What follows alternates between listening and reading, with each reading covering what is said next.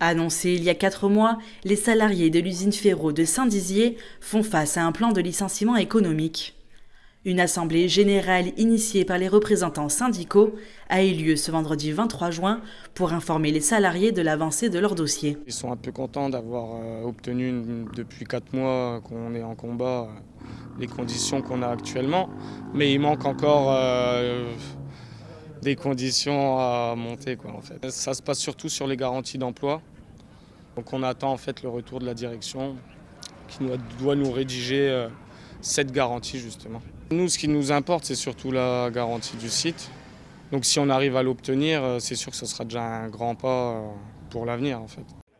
Tout au long des négociations, les employés de l'entreprise ont été accompagnés par un expert qui a analysé le projet et les motivations de l'entreprise. Sur les 3 volets, on n'a pas pu confirmer aux représentants du personnel qu'il y avait un motif économique à ce projet de licenciement au sens où le Code du travail français le prévoit.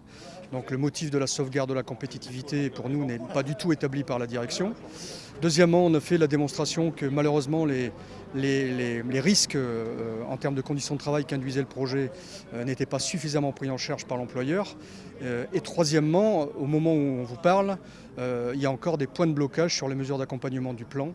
Pour le moment, 36 personnes pourraient être concernées par ce licenciement et quelques points sont encore en négociation pour obtenir un accord entre les deux parties. Tous regrettent l'absence de réponse de la part de la direction européenne du groupe. Si on n'obtient pas la garantie que dans les 5 ans qui viennent, il n'y aura pas de nouveaux licenciements économiques et que les gens qui partiraient dans des conditions, dans les mêmes conditions, on ne signera pas d'accord. Voilà, ça c'est la première chose. La deuxième, elle est plus classique, c'est le point sur lequel butent toutes les fins de négociation dans les PSE, c'est la fameuse indemnité supralégale. Donc là, clairement, les propositions qui nous ont faites sont jugées insuffisantes par les salariés. Ça n'est pas étonnant, c'est mon analyse aussi. Les salariés se réuniront à nouveau la semaine prochaine pour avoir la réponse de la direction sur leurs nouvelles négociations.